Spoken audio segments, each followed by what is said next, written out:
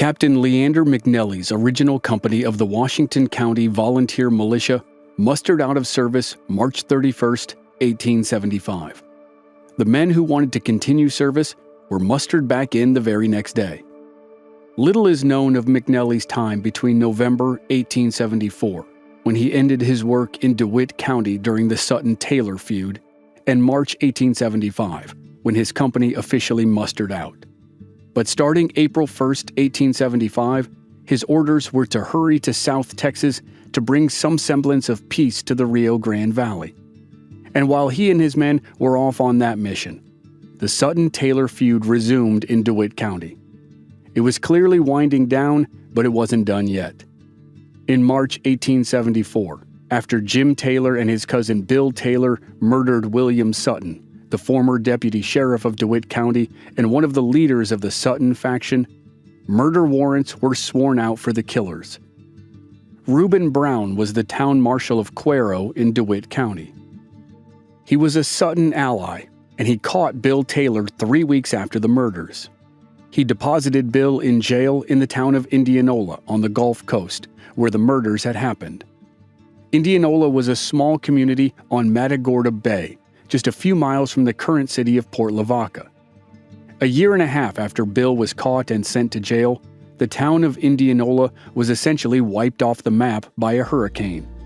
It was reported that 3/4 of the buildings were destroyed and 176 people were killed. The town was never rebuilt, and today there's just a historical marker where it once stood.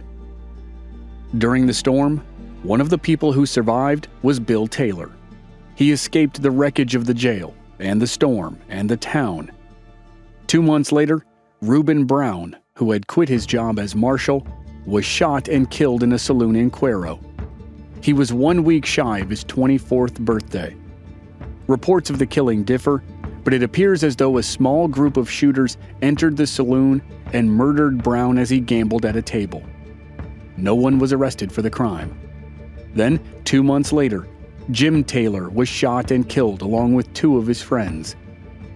Jim was credited with several killings during the feud, and at least one in partnership with his buddy John Wesley Hardin. When Jim was killed on December 27, 1875, the feud was almost over, but not quite. The final set of murders would be credited to the Sutton faction, and those murders would signal the return of the Texas Rangers. Lieutenant Jesse Hall would lead a troop to DeWitt County, and then John Armstrong would help catch John Wesley Hardin to finally close the book on the Sutton-Taylor feud. One of those Rangers would rise up through the ranks with Captain McNelly's command during his campaign along the southern border, and the other would become McNelly's second in command when the campaign was done.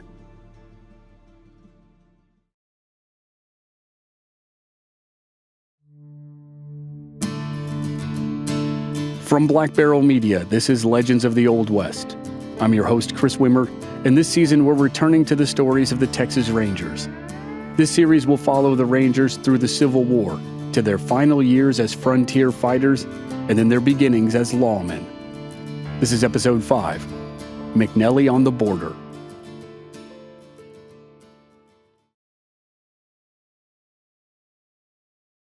Ranchers in South Texas were shouting about the problem of cattle rustling just as loudly as those to the north and west. But in South Texas, the problem was more complex. In addition to the average, everyday gangs of cattle thieves, there were international political aspects to the problem. Groups of thieves stormed over the border from Mexico, stole Texas cattle, and drove them back across the border. Once the thieves were in Mexico, they were virtually impossible to find, and the cattle were virtually impossible to recover. And ranchers in South Texas took it as gospel that Mexican generals, politicians, and ranchers all worked together to profit from the stolen cattle. The thieves drove the cattle to the ranches in Mexico.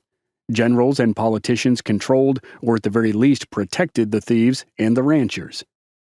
By one estimate, more than 100,000 cattle were stolen from Texas ranches and driven across the border to Mexican ranches between 1865 and 1873. Virtually all the ranches between the Nueces River and the Rio Grande River fell victim to thieves. The Nueces Strip, as that region was called, needed help. And as Major John B. Jones and most of the Texas Rangers had their hands full on the frontier in 1875, Leander McNelly reorganized his Washington County militia for service in South Texas. A recent raid by bandits from Mexico had resulted in robbing, killing, and burning, and proved to be the breaking point for people in South Texas.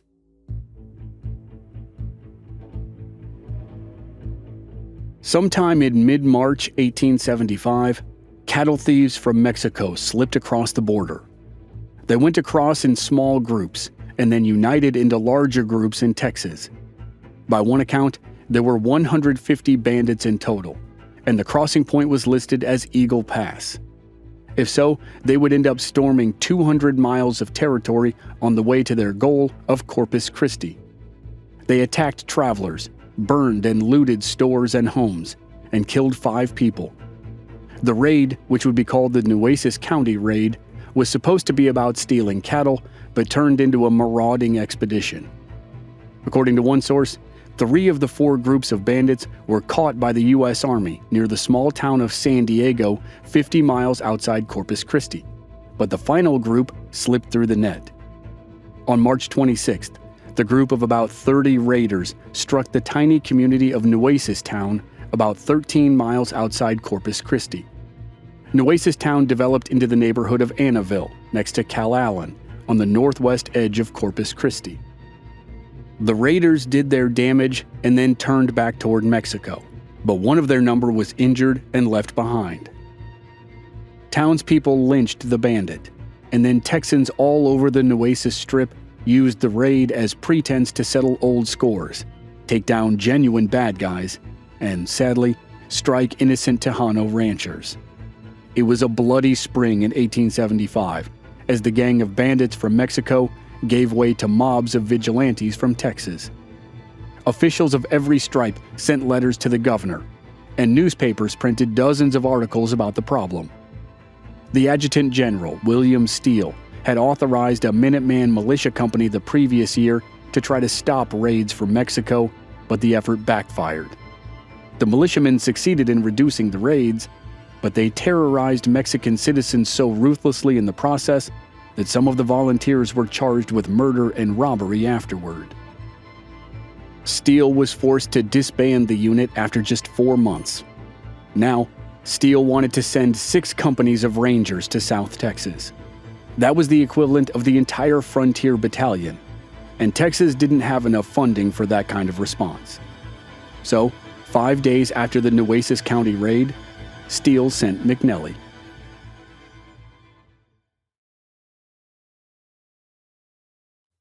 McNelly's new company started service April 1, 1875, one day after the old company finished service. 10 days later, roughly 40 young men, with broad-brimmed hats, bowie knives, and a variety of firearms, started riding for South Texas. 2 weeks after that, they arrived in Corpus Christi and interviewed locals about the troubles. They learned that killings from bandit raids had continued all through South Texas. Then the men stocked up on food and ammunition for their Sharps rifles and continued south. The company stopped at Richard King's sprawling cattle ranch about 40 miles southwest of Corpus Christi. King was already a cattle baron and possibly the richest man in the state, and he lavished some of that wealth on McNelly's company. In addition to the basics, food and shelter, he gave the company fresh horses and brand new Winchester 1873 rifles. The Winchester repeating rifles were far more suited to the type of combat the Rangers would see while chasing bandits than the old single-shot Sharps rifles. And that was another thing. The company called themselves Rangers, and they looked and acted like Rangers, but they were not technically Rangers. Technically, the Texas Rangers were comprised of the 6 companies of the Frontier Battalion. McNelly's company was not one of those 6, and as such, he did not report to Major John B. Jones. He reported directly to Adjutant General William Steele, who supervised both the Frontier Battalion and the militia companies. Steele's orders to McNelly were, in part, to get as early information as possible of such gatherings of Mexican bandits and to destroy any and every such band of freebooters. At the same time, be careful not to disturb innocent people who speak the same language as the robbers. In addition, McNelly should break up the mobs of vigilantes who were doing almost as much damage as the bandits. McNelly got to work on all three goals, even as he continued to ride south toward the border. 3 days after McNelly and his command arrived in Corpus Christi, he published a statement in the local newspaper that notified all bands of armed men who were acting without legal authority to stop their actions and disperse immediately, or he would arrest them. In short, if you're part of a vigilante mob, go home or you'll be arrested. As McNelly moved south from Corpus Christi, he steadily and bloodlessly broke up the vigilante groups. Goal number 1 was accomplished. He had no intention of harming innocent Mexican ranchers, and he didn't, so goal number 3 was also accomplished. That left goal number 2, which would be trickier but doable. One of the 6 companies of the Frontier Battalion had been down in South Texas on this exact mission several months earlier, but it had not produced results. Now, to gain early intelligence about raids and stop them before they started, or to gain intelligence and stop the raiders before they crossed back into Mexico, McNelly used 2 tactics that the company of the Frontier Battalion had not: a network of spies and a hard-nosed interrogator. McNelly had developed the first tactic in DeWitt County during the Sutton-Taylor feud. He paid a network of informants to bring him information. Unfortunately, it didn't lead to the capture of the ringleaders, but it was a good thought, and he did the same thing in South Texas. At the same time, he used his second tactic, which was less ethical, to put it mildly. And it would be downright illegal today. McNelly met a local rancher named Jesus Sandoval, who was eager to help. He was eager because he said bandits had raped his wife and daughter, burned his home, and stolen all his horses. Whether or not that story was true, no one ever knew. But Sandoval joined McNelly's company and became their principal interrogator, and he was very, very effective.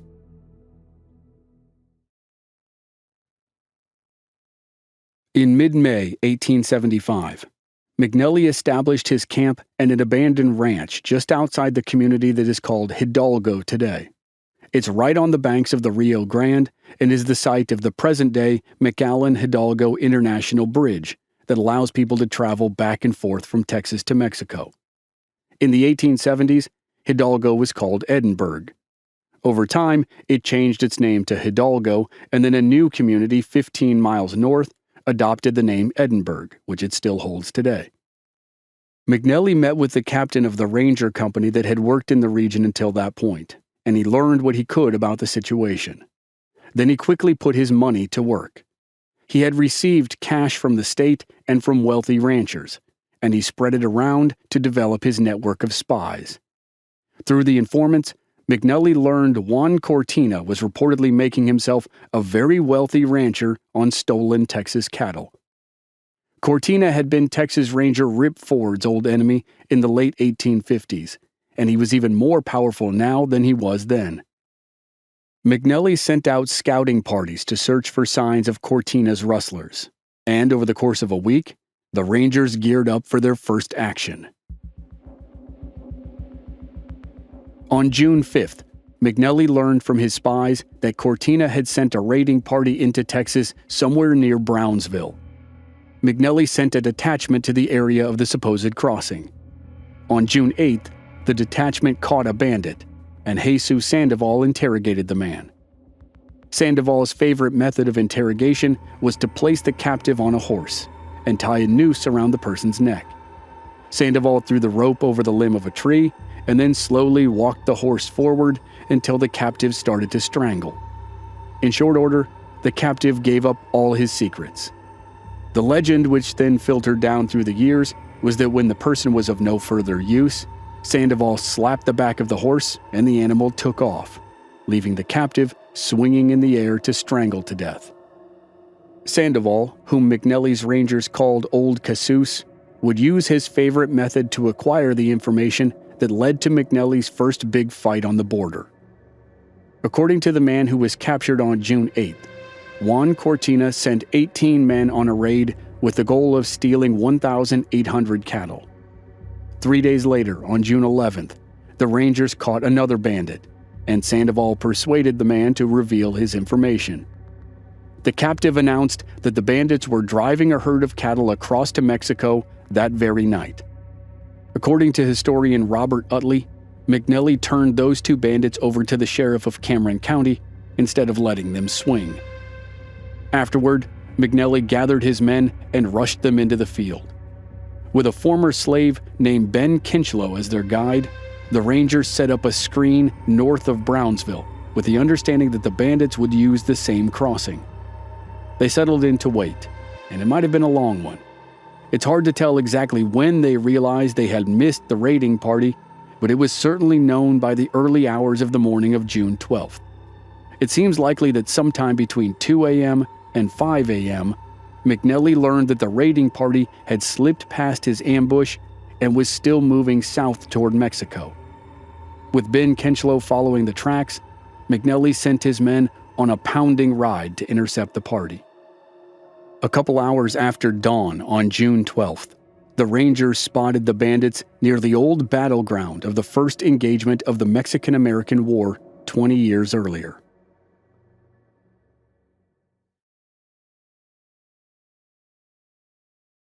At about 7 a.m. on June 12, 1875, McNelly's men spotted the raiding party near the old battleground of the Palo Alto prairie, about 10 to 15 miles from the Mexican border.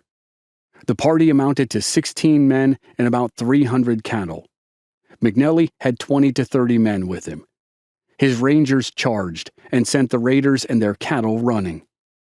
The bandits must have been pretty good vaqueros, because they stayed ahead of the Rangers while herding the cattle for 3 miles. At that point, the bandits drove the cattle out onto a small island in a salt marsh. Once they had the cattle under control, they lined up in a loose battle formation to face the Rangers across the waterway. The Rangers slowed their advance, formed a skirmish line, and walked their horses forward. When their horses reached the water that separated them from the island with the bandits opened fire with Spencer and Winchester rifles. The Rangers continued their methodical advance without firing or speaking. And they must have been out of range, or the bandits must have been bad shots, because it's a pretty good bet that none of the Rangers fell during the early onslaught. When the Rangers were 75 to 100 yards from the island, the bandits started a slow retreat. When the Rangers made it across the marshy waterway and onto dry land, they picked up their pace to get within firing range. The bandits hurried their withdrawal, and the Rangers were having a hard time matching their speed. McNelly sent a small group of his best riders to race around the right side of the bandit force. When the men took off, the bandits shifted their position to meet the new threat. At that time, McNelly charged ahead with a few of his men. With attacks coming from two sides, the bandits broke all formation and started to run. They bolted south toward the Rio Grande, which was still a few miles in the distance. The Rangers spurred their horses and chased the bandits, and the engagement that had started as two distinct lines of battle dissolved into a running free-for-all. Over a space of 6 miles, 20 to 30 Rangers battled 16 bandits, all on horseback, all galloping and firing. In the series of running fights, the Rangers overtook and killed 15 of the 16 bandits. They wounded the 16th man, and he survived by crawling deep into some bushes. The Rangers recovered the cattle, between 250 and 300 head, and set to work collecting the dead. One of the dead was Barry Smith. He was 16 or 17 years old, and he was the only member of McNelly's troop who died in the Palo Alto fight.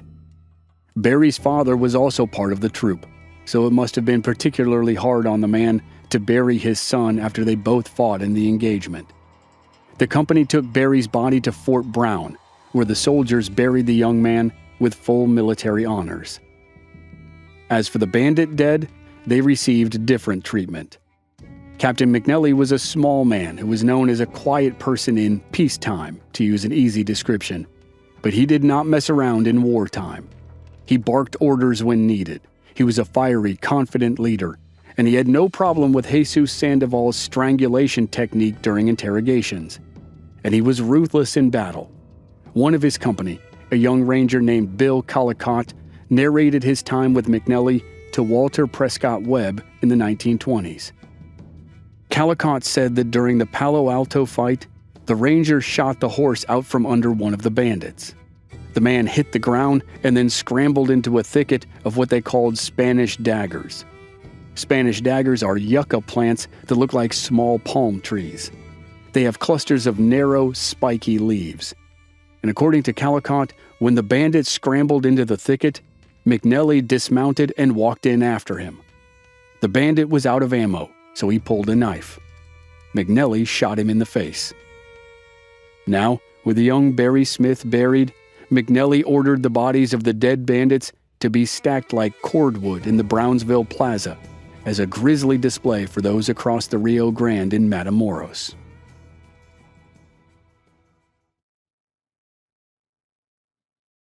Like many commanders, McNelly could be a fierce and determined fighter, and yet also respect the ferocity, determination, and ability of his enemy. That was the case with the group of bandits who were killed on June 12, 1875. McNelly had taken General Steele's orders literally and had followed them to the letter: destroy any and every such band. McNelly and his company had destroyed that particular band of rustlers, but he praised them in his report to Steele. I have never seen men fight with such desperation. Many of them, after being shot from their horses and severely wounded 3 or 4 times, would rise on their elbows and fire at my men as they passed. Governor Richard Koch had lots of praise for McNelly in a letter to the captain a month after the Palo Alto fight. The governor wrote, "The pride of true Texans in the historic fame of the Texas Ranger is fully gratified in the record your command is making, and the people of the state are confidently expecting that your combined efforts will contribute greatly towards the restoration of peace and a sense of security to our long-suffering border. Much was and is expected of your command. You have done well. Continue the good work."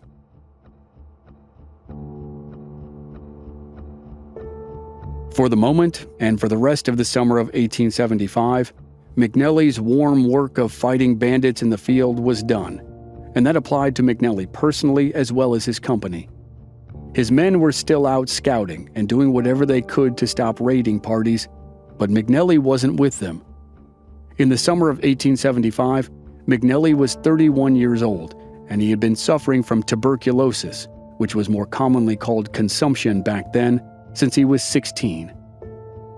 He was pretty sick before he had accepted command of the unit, and after the Palo Alto fight, he was struck with a bad cough. He spent the rest of the summer holed up in a Brownsville hotel room while he tried to recover enough to get back into the field. He still kept his men in the saddle constantly, just as he had in DeWitt County during the Sutton-Taylor feud when his company patrolled the region non-stop for months. The same thing happened along the Rio Grande during the summer and early fall of 1875, with Lieutenant T.C. Robinson leading the company. Robinson had been one of the original enlisted men the previous year before the Sutton-Taylor feud, and he had continued service with McNelly on the border. In addition, there was a young sergeant named John Armstrong who was proving himself to be a capable ranger. He had joined the company down in South Texas, and he would start to make a name for himself in the events to come. But at the moment, there was little action and fewer results. McNelly kept his spy network going, but the spies didn't produce the same type of actionable intelligence that they had produced soon after the Rangers arrived in late May. And that might not necessarily have been the fault of the spies. There was a big development across the river in Mexico at the same time that McNelly's company was getting established near Brownsville.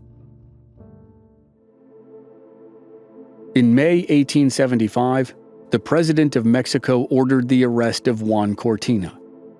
By the 1870s, Cortina was in the realm of what we might call a warlord today. That term is probably a little too strong, but it's in the vicinity. Cortina basically ran his own little kingdom in northern Mexico, and he had for years. But late that spring, right before the big Palo Alto raid, the president charged him with smuggling, levying import and export taxes without authority, insubordination, and the theft of government property. Cortina was thrown in prison, but he escaped. He later declared his allegiance to a new president, who was actually a dictator who held power multiple times in the continuously revolving door of leaders in Mexico during that era. But within a couple years, Cortina was thrown back in prison for a long stint before finishing the final few years of his life on house arrest. Juan Cortina was just one of many warlord types along the Rio Grande who blurred the lines between military commander, politician, and criminal kingpin. McNelly and his company would contend with another in the near future, and McNelly's decision and actions would spark international turmoil, and not all of his men would be willing to follow his lead. Next time on Legends of the Old West, in the fall of 1875, Captain McNelly follows another group of bandits to the border and becomes frustrated when they escape into Mexico. He makes the controversial decision to follow them into Mexico, and that decision lands him in a shootout and then some hot political water. He finishes his service in South Texas by chasing an outlaw named King Fisher, and then a protege and a second in command make headlines of their own. That's next week on the season finale of Texas Rangers here on Legends of the Old West. Members of our Black Barrel Plus program don't have to wait week to week to receive new episodes. They receive the entire season to binge all at once with no commercials. And they also receive exclusive bonus episodes. Sign up now through the link in the show notes or on our website, blackbarrelmedia.com. Memberships are just $5 per month. Original music by Rob Valier. I'm your writer, host, and producer, Chris Wimmer. Thanks for listening.